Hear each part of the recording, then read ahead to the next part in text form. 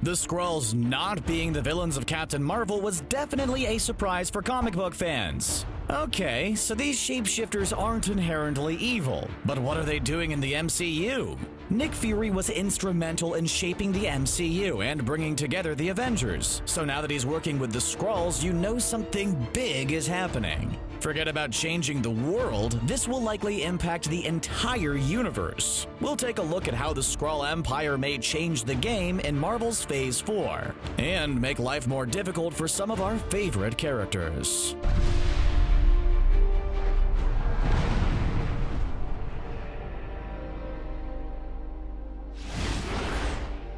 Yes, the big reveal of Captain Marvel was that the shape-shifting green aliens weren't the villains. You know what they say, never judge an alien from outer space based on their inhuman exterior. Even though comic book fans are used to things changing for the big screen, this was still quite the surprise. The Skrulls being villains were the cornerstone of so many famous storylines, but it's possible they could still happen in the MCU. Even though the Skrulls aren't inherently evil, that doesn't mean they're all good either. Some of our favorite heroes and most dreaded villains are humans, so there undoubtedly are a few unpleasant Skrulls out there who may not have the best of intentions. And even Skrulls who have good intentions could still do a lot of damage. Just look at all of the havoc Tony Stark unleashed in his effort to make the world a safer place. I'm looking at you, Ultron.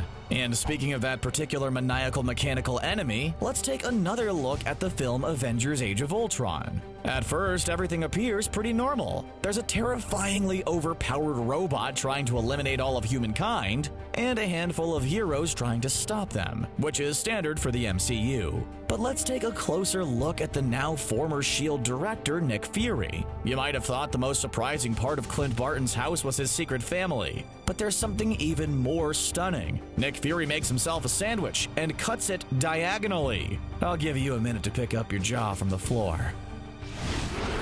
The context behind this culinary outrage comes from the movie Captain Marvel. Fury states some facts about himself that a Skrull impersonator wouldn't know, and reveals that he refuses to eat toast that's cut diagonally. Then in Spider-Man Far From Home, we learned that who we thought was Fury was really the Skrull Talos in disguise. But just how long was he masquerading as Fury? If this character's bread preferences are anything to go by, it's possible that Fury has been a Skrull at least part of the time since all the way back in Age of Ultron. If that's the case, then the Skrulls have already had a massive hand in shaping the MCU, and not necessarily for the better. In Far From Home, it certainly seemed as though Fury was a willing participant in Talos' deception. Or at the very least, he looked really relaxed on that spaceship. But Talos isn't the only Skrull who could pass himself off as the influential Nick Fury. Statistically, there have to be some bad Skrulls out there, and since Captain Marvel takes place in the 90s, they've known about Earth for quite some time and have potentially been active since at least the days of Age of Ultron.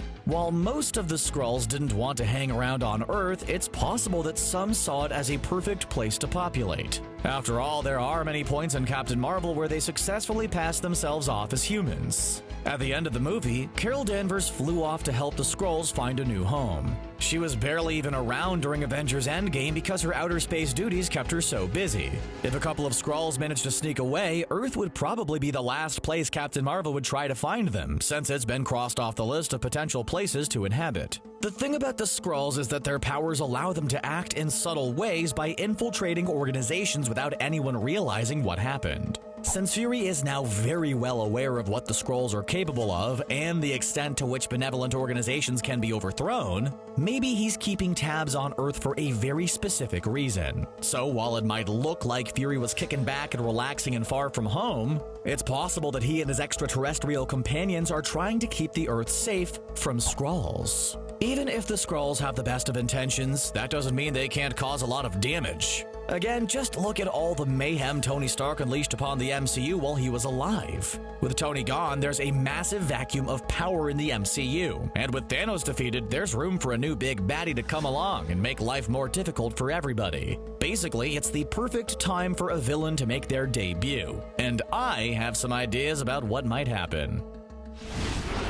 While Carol Danvers and Nick Fury are cool with the Skrulls, it's safe to say that the rest of the human population might have some troubles adjusting to the idea of shape-shifting aliens. There's the normal amount of fear of the unknown, of course, but let's consider that Phase 4 happens in the aftermath of half of all life in the universe being wiped out by a giant purple alien. Even though they try to minimize it by calling it the blip, it's kind of a big deal. And it's understandable that most humans might be a little suspicious of aliens at the moment, since most of their interactions with them have been negative since the Battle of New York. The idea that there are aliens that can look like anyone walking around on Earth would absolutely cause a panic. We saw a similar situation play out in Captain America: Civil War. There weren't any aliens, but Helmut Zemo managed to use an unfortunate incident in Sokovia and some strategic explosives to turn the tide of popular opinion against the Avengers. Zemo is one of the MCU's most successful villains, not to mention he's one of the few still standing at this point.